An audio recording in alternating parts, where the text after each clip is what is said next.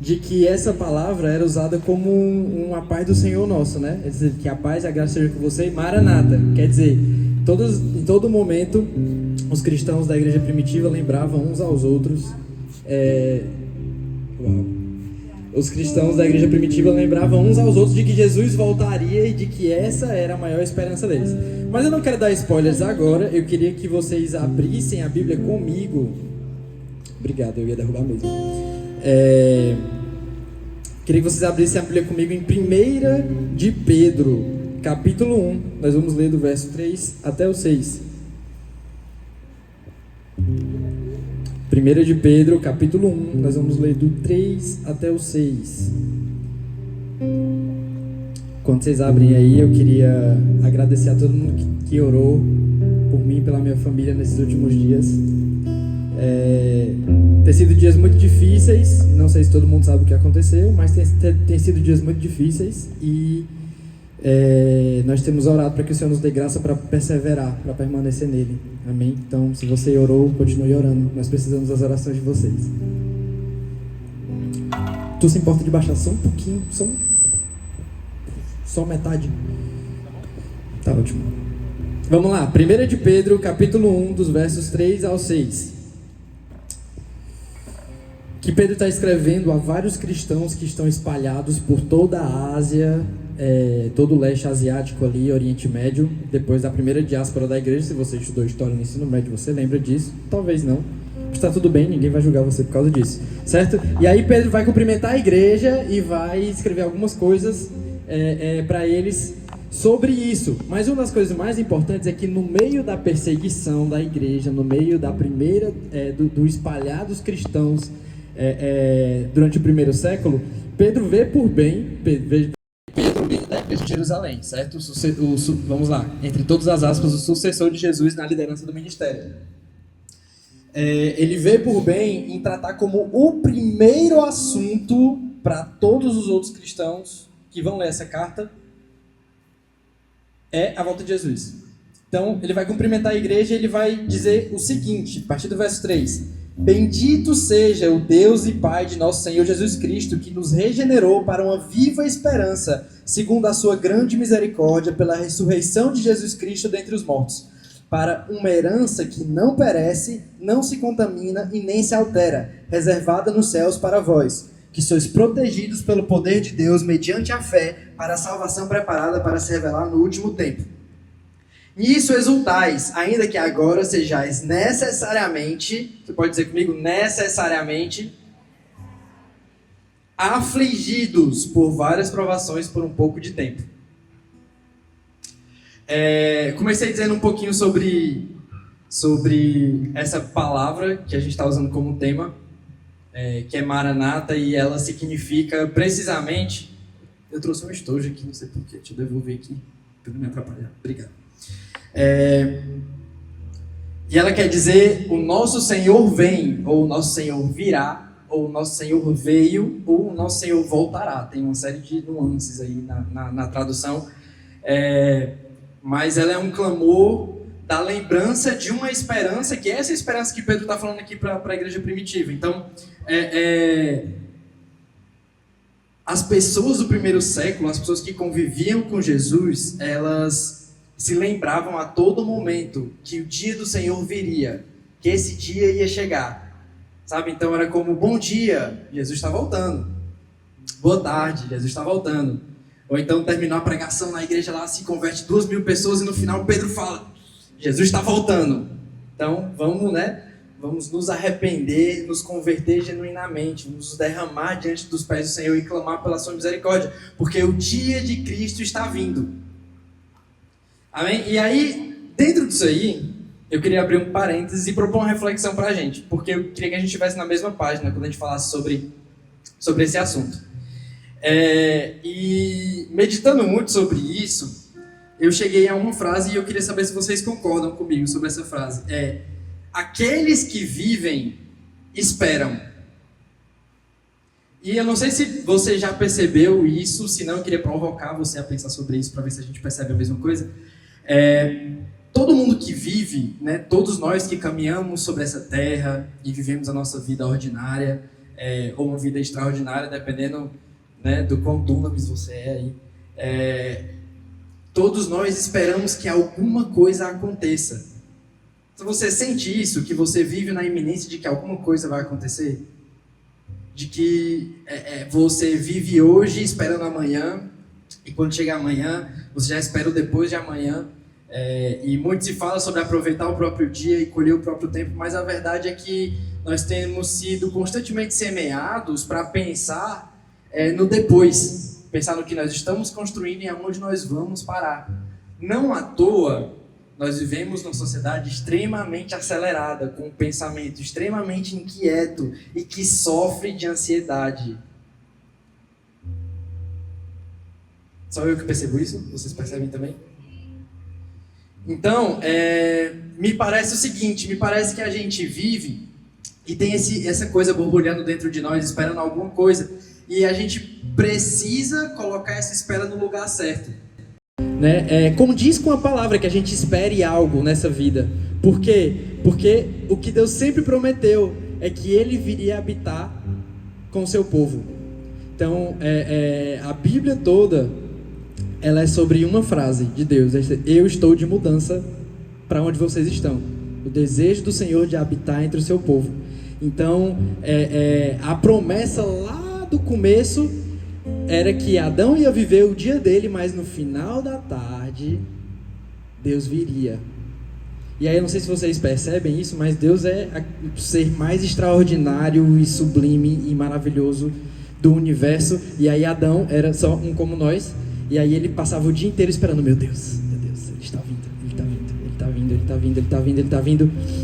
E aí, ele vinha, e aí a espera se resolvia. Mas amanhã era a mesma coisa. Do mesmo jeito, essa espera foi nutrida com promessa de que a serpente seria esmagada pelo calcanhar da mulher, ou do fruto, ou da semente da mulher, né? Mais precisamente. Mas isso fez com que a humanidade toda se desenvolvesse com esse sentimento de espera, com esse sentimento de expectativa. Nós necessariamente nutrimos expectativa em alguma coisa. Nós necessariamente esperamos algo do que nós estamos vivendo, do que nós estamos fazendo, dos nossos dias. E é engraçado porque a gente costuma achar muito bonito dizer, eu chegar e perguntar: Mateus, quais são as tuas expectativas para o acampamento do ano que vem? E aí o Mateus pega e me vira como a pessoa mais espiritual e madura do mundo e diz assim: eu não crio expectativas, porque eu gosto de ser surpreendido. Quer dizer, ele não espera nada, né? No fim das contas, ele não espera nada. E essa é uma péssima forma de se viver, gente. Eu queria dizer para vocês, porque se nós não esperamos com uma ardente expectativa a mesma coisa que a criação aguarda, a gente está derramando o balde da nossa expectativa no poço errado. Talvez nós estejamos esperando demais das coisas que nós vivemos aqui. E essa é a grande verdade. Por que a sociedade é ansiosa? Por que nós somos tão ansiosos? Por que nós queremos tanto resolver os nossos problemas? E meu Deus, e falta. E eu tenho assim, às vezes eu tenho umas crises, aí falta ar, eu fico aperreado, aí eu não consigo dormir. Tem dia que eu acordo assim, eu fico, meu Deus do céu. Esperando que algo aconteça, né? Esperando que alguma coisa diferente aconteça. Aí a gente vem aqui, ministra louvor, e às vezes só falta me esgoelar, porque eu quero que aconteça alguma coisa diferente. Mas a verdade é que a gente deturpou o sentimento de espera. E é por isso que a gente anda ansioso, né? A gente faz exatamente o contrário do que Jesus manda a gente fazer. Ele fala: não andeis ansiosos com o que é a vez de comer, de beber ou de vestir. E aí ele usa aquele exemplo maravilhoso dos pássaros no céu e dos lírios no campo. E esse texto fala muito comigo, mas ao mesmo tempo que é uma reflexão muito bonita sobre a vida, também é o nosso maior desafio. Eu tenho que parar de andar, né? Deixa eu ficar mais pra cá. Também é o nosso maior desafio, parar de pensar nas coisas que nós haveremos de comer, de beber ou de vestir. Só que ao mesmo tempo essas coisas são palpáveis demais, enquanto a igreja espera há 2000 anos que o dia do Senhor se cumpra. E aí, não sei se você já viu pessoas pensarem sobre isso, mas dizer que a irmãzinha ali tem 80 anos de idade, desde que ela tinha 20 se converteu, fala que Jesus está voltando, se passaram 60 anos e ele não voltou ainda. Esse Jesus não vai voltar mais não. Ah, não vai acontecer mais não. Olha o que está escrito no Novo Testamento aqui. Os discípulos esperaram. E Jesus até deu uns spoilers, assim, umas coisas, mas não dava direito para entender. E tanta coisa está acontecendo e o mundo está virando de cabeça para baixo e ele ainda não voltou. Ele não vai voltar mais não. E a gente perde o sentimento de realidade que tem nessa espera. Então, aqueles que vivem, esperam. Quem espera alguma coisa. E se nós não esperamos aquilo que nós fomos criados para esperar, a gente com certeza está esperando alguma coisa de algum outro lugar. Spoiler, a gente com certeza vai ser frustrado. Certo? Tamo junto? Até aqui? Tudo certo? Amém? Amém? Amém? Eu queria ouvir vocês. Amém? Obrigado. Só para saber se vocês estão prestando atenção, já dormiram. Beleza? Então, aqueles que vivem esperam, e nós esquecemos ao longo dos 2000 anos da história da igreja que nós esperamos um evento que não é tipo assim, não é um feriado numa sexta-feira que a gente imprensa o fim de semana. Entendeu? Não é como se a volta de Jesus fosse um acampamento de carnaval. Não, cara, a volta de Jesus é o evento mais importante da história. Sabe? Assim, é para isso que a gente vive, é para isso que nós fomos criados, é esperando por isso, sabe? Mas às vezes a gente sente e vive como que... Eu tô só direto pensando nesse cabo aqui. Às vezes a gente sente e vive como quem espera um feriado na sexta-feira, que é muito bom e vai resolver muitos dos nossos problemas, porque a gente vive cansado. E aí aí eu vou ter a sexta para dormir, aí sábado eu vou pra praia, aí domingo eu vou pra igreja, e aí eu vou estar descansadaço, eu vou dormir cedo, porque segunda-feira eu vou trabalhar. Não é isso que vai acontecer, gente. Desculpa frustrar vocês. Mas a volta de Jesus não é um feriado na sexta-feira. Amém? Então, nós esquecemos daquilo que o Yuri leu aqui no começo. O autor de Hebreus vai escrever lá no capítulo 10: aquele que vem virá e não tardará. Essa é a mensagem que perpetua todas as outras mensagens do Novo Testamento. Sabe, Paulo, quando está arrancando o couro do pessoal de Corinto, ou do pessoal de Éfeso, ou tá, sabe, esculhambando a galera porque ninguém é crente, e dizer, nossa, vocês ainda estão no leite depois de tanto tempo. Tudo que ele está falando aí é para dizer assim, cara, vocês não estão entendendo por que a gente vive. Vocês não estão entendendo a vida que a gente tem. E enquanto a terra, o mundo lá fora vive esperando coisas banais como um bom emprego, uma boa casa, um bom carro, enquanto o mundo lá fora espera ser conhecido, ter muita fama, ter muito reconhecimento, ou para os homens carnais ter várias mulheres, enquanto o mundo lá fora espera por isso, porque não conhece a Deus, nós que conhecemos a Deus vivemos do mesmo jeito.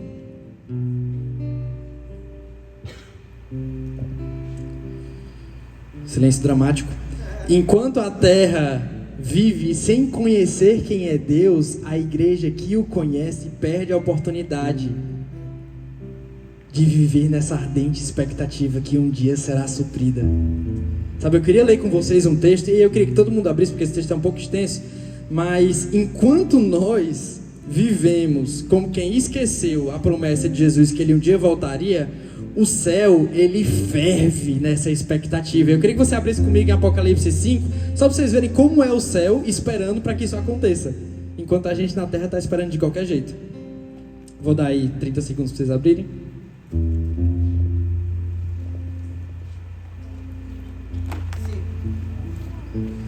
Apocalipse capítulo 5, nós vamos ler o capítulo todo. Estou falando muito rápido, tá dando para entender? Vocês estão acompanhando, tudo certo? Amém, amém, coisa boa.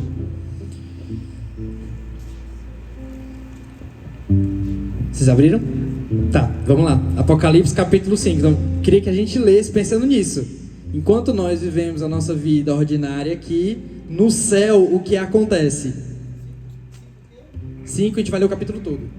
Certo? Então, enquanto isso, no céu, no lado direito de quem estava assentado no trono, vi um livro escrito por dentro e por fora, bem selado com 7 selos. Vi também um anjo forte clamando em alta voz. O que é que ele clamava? Quem é digno de abrir o livro e de romper os seus selos? mas no céu não havia ninguém, nem na terra, nem debaixo da terra, que pudesse abrir o livro ou olhar para ele. Eu chorava muito, isso João escrevendo, eu chorava muito, pois ninguém fora achado digno de abrir o livro, nem de olhar para ele. Então um dos anciãos me disse: não chores, pois o leão da tribo de Judá, a raiz de Davi, venceu para abrir o livro e romper os 7 selos. Nisso vi em pé entre o trono e os 4 seres viventes, no meio dos anciãos, um cordeiro que parecia estar morto e tinha 7 chifres e 7 olhos, que são 7 espíritos de Deus enviados por toda a terra. Ele veio e pegou o livro da mão direita de quem estava sentado no trono. Logo que pegou o livro, os 4 seres viventes e os 24 anciãos prostraram-se diante do cordeiro, tendo cada um deles uma harpa e taças de ouro cheias de incenso, que são as orações dos santos, e cantavam um cântico novo, dizendo: Tu és digno de tomar o livro e de abrir os seus selos, porque foste morto e com teu sangue compraste para Deus homens de toda tribo, língua, povo e nação, e os constituíste reino e sacerdotes para nosso Deus, e assim reinarão sobre a terra. Então olhei e também ouvi a voz de muitos anjos ao redor do trono e dos seres viventes e dos anciãos, cujo número era de milhares e de milhões. Eles proclamavam em alta voz: o cordeiro que foi morto é digno de receber o poder, a riqueza, a sabedoria, a força, a honra, a glória e o louvor. Também ouvi todas as criaturas que estão no céu, na terra e debaixo da terra, no mar, e tudo que neles existe, dizerem: ao que está sentado no trono e ao cordeiro sejam o louvor, a honra, a glória e o domínio pelos séculos dos séculos. E os 4 seres viventes diziam: amém. Os anciãos também se prostraram e o adoraram.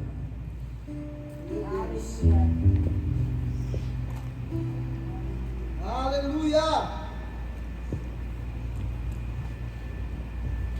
Eita, Jesus! Sabe, irmãos, eu não sei você, mas isso estremece o meu coração, sabe? Me remexe por dentro, no meu estômago aqui, pensar que hoje de manhã eu acordei preocupado porque eu perdi o horário e não ia dar tempo de esquentar meu almoço no trabalho. Enquanto no céu existe uma pergunta que ecoa aos ouvidos de todos os que estão ao redor do trono de Deus: quem é digno de abrir o livro e romper os seus selos? Quem foi achado digno de desencadear o cumprimento final das palavras de Deus sobre a terra? Sabe, é isso que nós estamos esperando. No fundo, é para esse dia, para esse momento aqui, para a hora que o Cordeiro vai pegar o livro e vai abrir. Ele que é o único digno, porque ele foi morto, mas agora vive e comprou para si povos de toda tribo, língua e nação.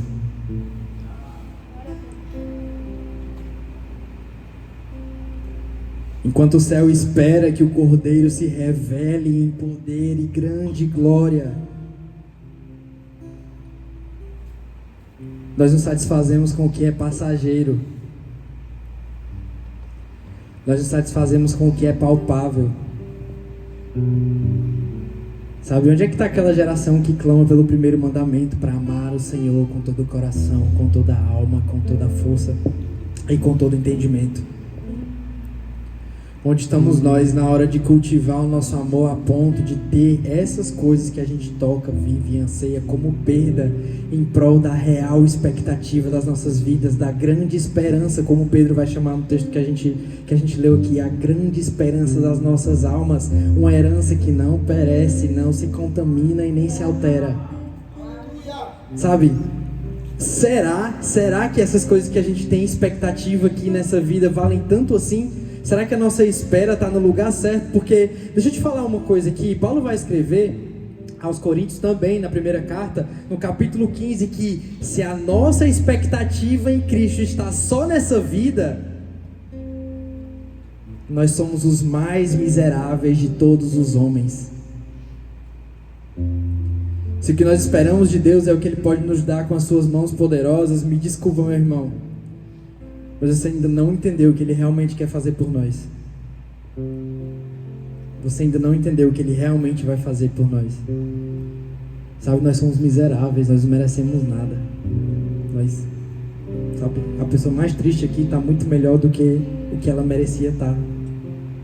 Porque ainda assim Cristo a alcançou e salvou para nossa bendita esperança, para aquilo que é eterno, não para aquilo que é terreno. Se a nossa expectativa está só nas coisas que nós podemos tocar, nós somos miseráveis, é o que Paulo vai dizer. Se nós não cremos que Cristo ressuscitou e que junto com Ele nós vamos ressuscitar também, para viver a eternidade diante do Pai, nós vivemos uma vida vazia. E deixa eu te falar, eu tenho uma péssima notícia pra gente, né? Dependendo da sua perspectiva, já era. Tipo assim, não tem como negociar. O que está plantado dentro de nós, o que Deus depositou no nosso coração, não é um sucesso dos coaches, sabe? Não é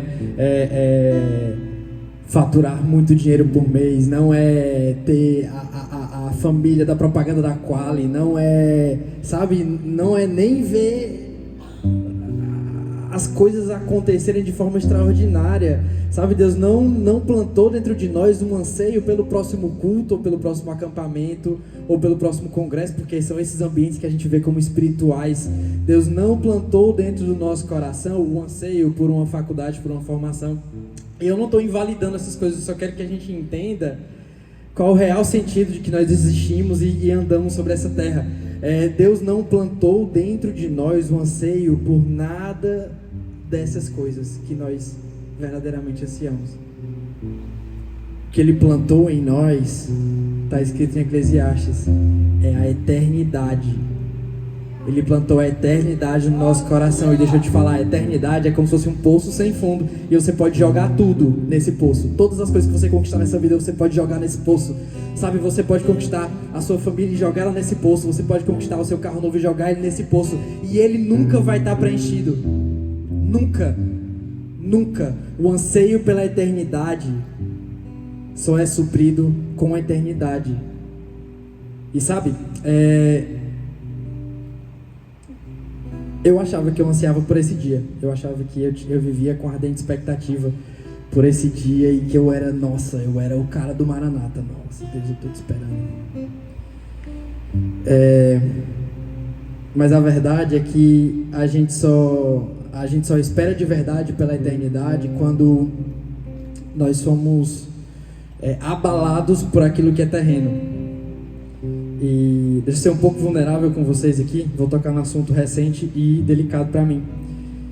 Eu perdi meu pai semana passada, e é muito difícil falar disso ainda, mas por causa disso eu aprendi muito mais sobre Maranata do que eu aprendi no Fascinação, nos seminários que eu fiz sobre isso, nas aulas que eu assisti, nas pregações que eu visitei. Perder ele me fez entender que eu não esperava de verdade pela volta de Jesus, porque o que supria a alegria do meu coração ainda eram coisas que podiam ser resolvidas nessa vida, sabe? E eu tinha muitos sonhos que eu não vou poder realizar mais, mas isso me ensinou que eu preciso colocar meu coração no lugar certo. Porque hoje, até sábado passado eu não tinha nada que só a eternidade podia me devolver, mas hoje eu tenho. Hoje existe uma coisa faltando no meu coração que nessa vida inteira ela não vai se resolver. E só quando a gente encontra isso, a gente percebe o que de verdade é ansiar pela eternidade. É entender que nessa vida nós não vamos ser preenchidos, nunca. Eu acabei de jogar todos os sonhos que eu tinha que envolviam meu pai dentro desse poço sem fundo que é a eternidade. E ele não se preencheu. Mas a boa notícia, depois que a gente pensa nisso, é que existe um clamor e um convite para nós. nas preciosas palavras do Senhor, essas palavras que o salmista vai dizer que são mais preciosas do que o puro ouro, mais desejáveis do que o ouro mais fino e mais doces do que o mel que goteja dos favos. Sabe, nós precisamos repensar a expectativa do nosso coração. A gente precisa repensar se a gente não está esperando mais por boas notas do que a gente está esperando pela volta de Jesus.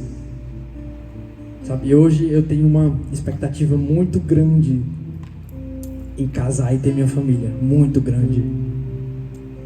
Mas com muito temor, eu não posso negociar a vontade que eu tenho de construir a minha família com a vontade que eu tenho de ver a face de Jesus. Porque honestamente, se muitos de nós colocássemos os nossos sonhos principais dessa vida diante de ver Jesus agora, a gente ia preferir viver aqui mais uns diazinhos para conseguir realizar esses sonhos.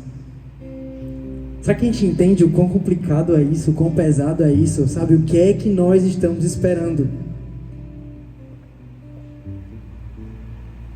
Queria provocar vocês, queria provocar a gente, a mim também, a mim primeiro principalmente,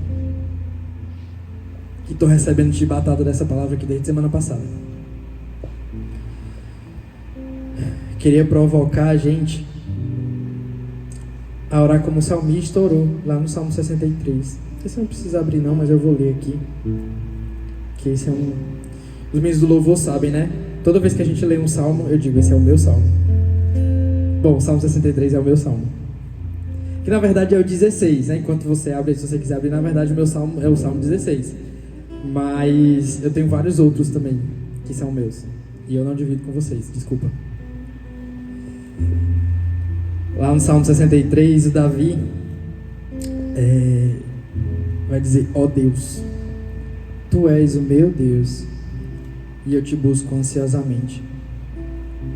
Minha alma tem sede de Ti, meu ser anseia por Ti, em uma terra seca e exaurida, onde não há água. Deixa eu falar para você, meu irmão, a terra em que nós vivemos, ela é seca e ela é exaurida. Desde que Adão e Eva comeram aquele fruto e a terra produziu espinhos e abrolhos, ela mesma clama para ser liberta. Ela mesma clama.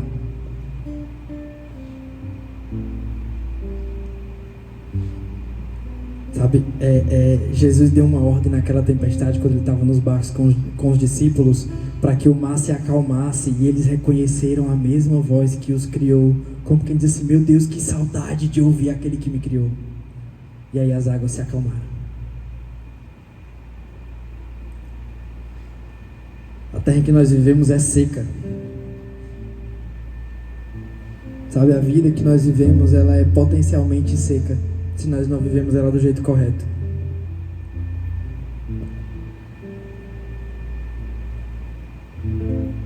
Mas nós sabemos onde saciar essa sequidão da terra. Sabe? Nós sabemos o que a terra, o que a criação aguarda com ardente expectativa, e nós sabemos qual é o clamor do céu. Por que nós não nos juntamos a ele? E em vez de tentar, pelas nossas capacidades e forças, tentar resolver os problemas da humanidade com as nossas mãos, e eu queria ter muito dinheiro para fazer com que a fome acabe. Esses são objetivos genuínos, mas deixa eu te falar, a gente nunca vai conseguir resolver os problemas dessa terra. Nunca. Não existe a menor possibilidade. A menor. A melhor coisa que você pode fazer por essa terra é clamar junto com os céus e junto com a criação: Maranata, Maranata, venha, Senhor, venha redimir a criação, venha restaurar as coisas para o modelo original que o Senhor criou, venha estabelecer seu reino de justiça, paz e alegria, venha, sabe, purificar tudo aquilo que é impuro, venha revestir de incorruptibilidade tudo aquilo que é corruptível. Sabe, todos esses desejos em nós, venha com o estalo dos seus dedos, venha com um olhar. Nós te esperamos como aqueles que olham e cantam, que uma vez que nós colocamos os nossos olhos em Ti, nada mais nos satisfaz. Então, Meu irmão, se essa é a nossa canção de verdade, se esse é o anseio do nosso coração de verdade, vamos olhar para esse dia como quem clama por algo que precisa, como alguém que morre de sede e precisa de uma gota de água, porque essa é a nossa única esperança. Essa é a nossa única esperança, essa é a única coisa que pode resolver as injustiças que nós vemos, as catástrofes que nós vemos, as dores que nós sentimos. Um dia isso tudo vai passar. Então eu queria te encorajar a deixar que o Espírito que habita dentro de você. Quantos tem o Espírito Santo habitando dentro de si? Você pode levantar sua mão, você pode ter fé nessa palavra. Sabe, o Espírito nos fez morada dele. Mas dentro de nós o Espírito também tem um clamor que às vezes a gente teima em seguir. Então eu queria te encorajar a deixar que esse clamor do Espírito dentro de você tome de conta de quem você é. Lá no final de Apocalipse, no capítulo 22, no finalzinho da Bíblia, João conta, escreve tudo o que vai acontecer até a cidade de Jerusalém, da Nova Jerusalém, descer como noiva ataviada para o seu marido. E aí Deus finalmente brada da sua voz do céu, dizendo: esse é o tabernáculo de Deus com os homens. E aí, sabe, tudo se completa. E aí, como é que João vai terminar o capítulo? Eu queria que vocês pensassem, como será que João vai terminar o capítulo? O que será que ele vai dizer para a igreja depois que ele escreve tudo? Depois que ele diz, ok, é isso que vai acontecer. Versículo 17. O Espírito e a noiva dizem... Não, peraí, vamos lá. Né? Não pode estar tão chato assim, gente, que vocês não conseguem completar o que a gente está lendo. Vamos lá. Vocês conhecem esse texto. Mais uma vez, eu vou fazer um drama aqui e a gente vai fazer de novo, certo?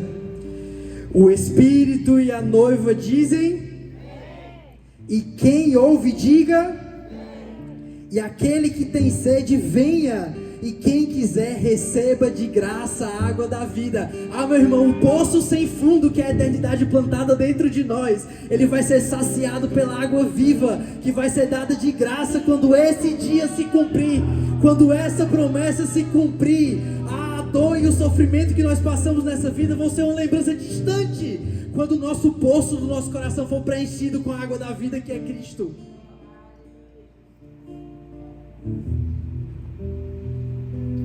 Aleluia.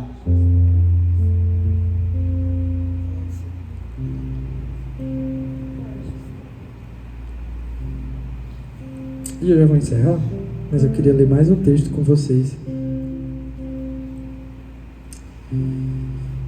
que complementa a ideia do primeiro texto. Não sei se vocês lembram, mas Pedro vai falar que é necessário que nós sejamos afligidos por um pouco de tempo, enquanto esperamos a herança que nos foi prometida, que não se corrompe, não se altera. E eu esqueci qual é a outra palavra.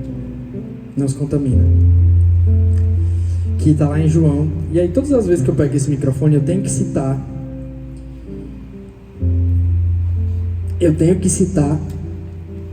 a conversa de Jesus com os discípulos, que é narrada de João 14 até João 17. Quem estava aqui todas as vezes que eu preguei vai lembrar que todas as vezes eu li um trecho dessa conversa. Mas é que eu não consigo pensar em nenhuma das ideias que a gente tem sobre a Bíblia sem visitar esse texto. E aí Jesus, João capítulo 16, do 19 ao 22, Jesus vai dizer uma coisa para os discípulos. Ele está lá explicando, não, vocês estão comigo, e aí daqui a pouco vocês não vão me ver mais, mas aí depois, daqui a mais um pouquinho, vocês vão me ver de novo. E aí os discípulos começam a se perguntar, mas como assim? Porque ele já disse que ia morrer, tudo bem, ele já disse que ia morrer e tal, a gente está meio relutante, mas ele está com as ideias estranhas de que ele vai embora e vai mandar outra pessoa, e aí depois a gente vai ver ele de novo, mas não era outra pessoa. E aí os discípulos se perguntam, então é no versículo 19, Jesus, que lia a mente das pessoas, vai dizer o seguinte: Jesus percebeu que queriam interrogá-lo e disse-lhes: perguntais entre vós acerca disso que eu disse? Um pouco e já não me vereis, e mais um pouco e me vereis? Em verdade vos digo que chorareis e vos lamentareis, mas o mundo se alegrará. Ficareis tristes, porém a vossa tristeza se transformará em alegria. A mulher, quando está para dar à luz, sente dores porque a sua hora chegou. Mas depois de ter dado à luz a criança, já não se lembra do sofrimento, diante da alegria de ter trazido um ser humano ao mundo. Assim, também vós agora estáis tristes. Quantos de nós estão tristes?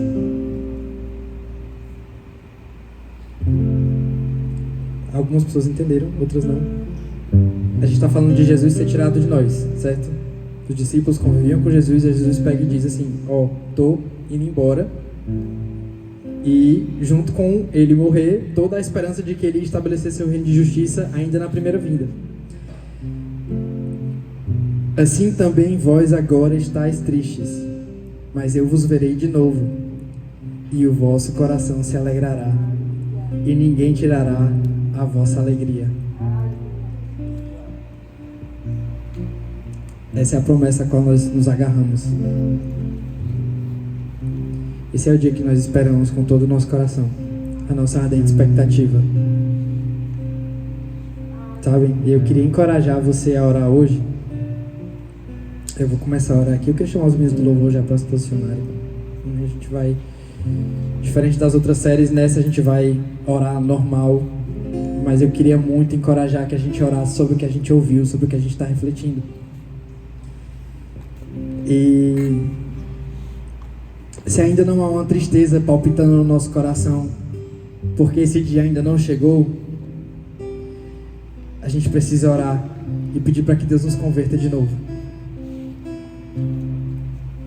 Se ainda não há uma tristeza palpitando no nosso coração, porque Jesus ainda não está entre nós, meu irmão, talvez nós não tenhamos entendido ainda. Mas a promessa dele é que a nossa alegria um dia vai se completar. Enquanto todo mundo está rindo e usufruindo dos prazeres dessa vida, nós estamos tristes porque o nosso noivo foi retirado de nós. E nós lamentamos a sua partida.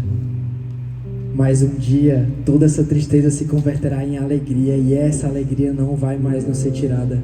É eterna. É eterna. Nós beberemos de graça da água da vida. Amém?